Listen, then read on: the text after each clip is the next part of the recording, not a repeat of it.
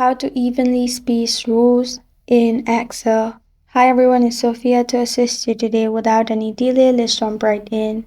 If you have different spaces in rows, you can simply select all by clicking on Ctrl+A.